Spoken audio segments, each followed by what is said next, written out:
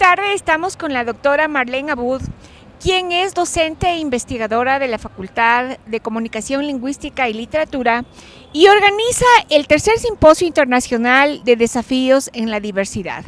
Doctora, por favor, háblenos sobre este simposio. Buenas tardes, muchísimas gracias. A ver, este simposio responde al hecho de que este es el Año Internacional de las Lenguas Indígenas. Y bueno, también de alguna manera es la continuación de simposios anteriores que hemos hecho ya desde el año 2016. Diversidad 1 se hizo aquí, en esta misma universidad, y luego Diversidad 2 se hizo en Costa Rica. Diversidad 3 debía ser hecho el siguiente año, porque es cada 2 años, pero en verdad fue un pedido de varios colegas y de compañeros indígenas que se hiciera este año, porque este es un año tan importante para las lenguas que había que hacerlo este año. Así que el tercer simposio de desafíos en la diversidad ha vuelto a su casa, que es la Universidad Católica. ¿Cuál es el objetivo de este simposio? Bueno, es dar a conocer a quienes no conocen cuál es la situación de las lenguas indígenas en el mundo, no solamente acá en el país, abrir espacios de reflexión, de inclusive repensar qué podemos hacer con las lenguas indígenas, cómo podemos trabajar en conjunto con las comunidades de hablantes. Es interesantísimo que para este año vamos a tener hablantes desde Australia hasta la Patagonia. Vienen representantes indígenas, académicos, investigadores de prácticamente todos los continentes. Dígame, doctora, ¿qué piensa usted con respecto al tema tecnológico? ¿Esto no ayuda a que se pierdan aún más las lenguas ancestrales? Bueno, hay dos caras de esto, ¿no? Se puede perder, pero también se las puede utilizar para favorecer las lenguas. Entonces, esto ya está pasando en muchos sitios. Las lenguas indígenas están siendo transmitidas en línea. Hay lecciones para aprender las lenguas también en línea, con lo cual se han bajado costos y hay una cobertura mucho mayor. Nosotros podemos, por ejemplo, entrevistar a compañeros indígenas que están en Nueva York o están en Nueva Zelanda y que tienen programas de radio en línea. También aplicaciones en los teléfonos. Uno de los casos interesantísimos es de la lengua otomí en México, que tiene un programa muy interesante con apps para teléfonos. O, por ejemplo, la robótica. Justamente viene una profesora de México, Frida Villavicencio, que trabaja con el tema de los robots para la revitalización lingüística. Entonces, todo depende del uso que le demos y de la voluntad que tengamos para hacerlo. ¿Cuántas son las lenguas que se han perdido o se están perdiendo actualmente en el mundo? Bueno, según varios estudios, consideramos que hay alrededor de 7,000 lenguas en el mundo y el 50% está en peligro. Y algunas están en un grave peligro de desplazamiento y de pérdida. Hay pocos hablantes o están en situaciones en las que prefieren dejar de hablar su lengua para salir adelante en la vida. Entonces, imagínate que si de 7,000 estamos hablando del 50%, en verdad es un número muy, muy alto. Hay lingüistas británicos que consideran que más o menos cada 15 días muere una lengua.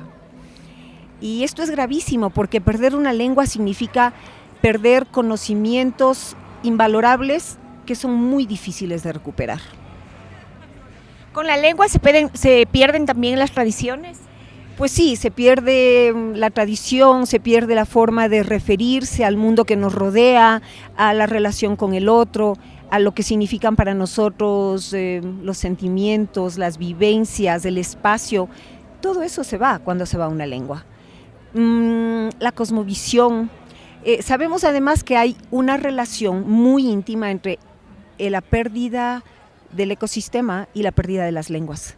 Y muchas veces porque desconocemos ya el nombre de una planta y por lo tanto desconocemos su utilización y no la valoramos. Así que perder una lengua significa impactar en todos los aspectos de la vida, como yo individuo y como yo parte de una colectividad. Prácticamente es perder la identidad del ser humano al perder una lengua. Bueno, la lengua y la identidad están íntimamente unidas, sin embargo, es cierto que nosotros podemos dejar de hablar una lengua y todavía identificarnos como pertenecientes al grupo que la habla o que la hablaba. Creo que un caso muy interesante, muy cercano a nosotros, es el de la nacionalidad Andua, en la Amazonía. El último hablante murió en el año 2012, la población está prácticamente quichuizada. Sin embargo, la nacionalidad se sigue autorreconociendo como parte de la nacionalidad Andua y todavía mantiene este apego a su lengua y la están tratando de revitalizar o de revivir. Sin embargo, hay elementos que se van a perder cuando se pierde una lengua, ¿no? Bueno, coméntenos por favor cuándo va a ser su simposio, dónde se va a realizar. Bueno, el simposio se va a realizar acá en la Universidad Católica. Todas las actividades se van a realizar en el aula magna de la Escuela de Ciencias de la Educación, de la Facultad de Ciencias de la Educación, tercer piso me parece. Y comenzamos el día martes 26 de noviembre a las 3 de la tarde con un hermoso encuentro sobre literatura y poesía en varias lenguas. Hay, bueno, unas cuestiones de análisis de literatura, por ejemplo, literatura de mujeres indígenas, pero también va a haber presentación de narrativas y de poesía en lengua shuar, quichua, gallego, euskera, también en mapudungún o mapuzungún, que es la lengua de los mapuches en Chile, y también lengua de señas, ¿no? Eso empezamos el martes en la tarde, martes 26. El día 27, miércoles 27 de noviembre, vamos a tener la presentación de la situación de las lenguas en el mundo. Más o menos hay 10 ponentes que van a hablar de las lenguas en Australia, en Bolivia, Chile, Perú, México, Ecuador, Costa Rica y algunos otros países.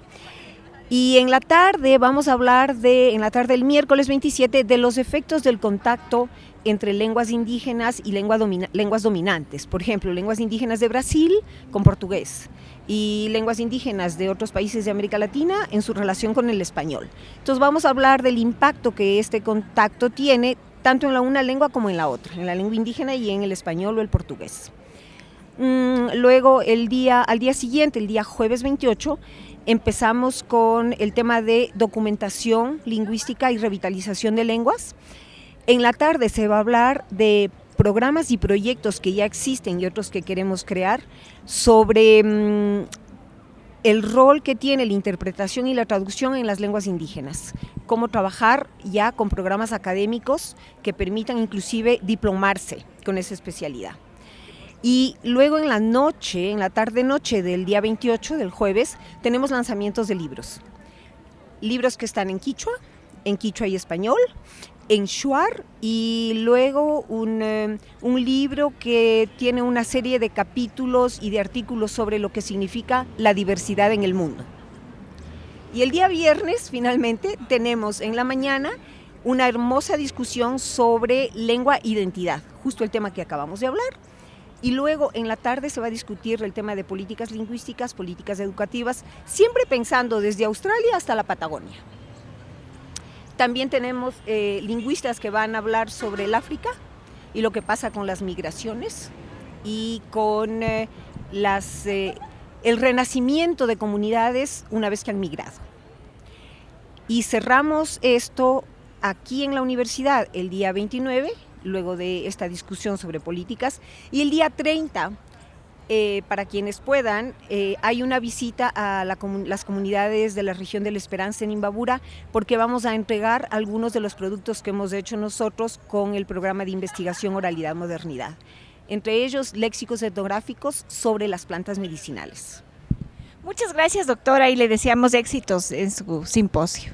Muchísimas gracias, invitamos a todos que nos visiten. Este es un simposio gratuito, abierto a todo el público que esté comprometido con entender mejor y vivir mejor la diversidad. Muchas gracias. Gracias.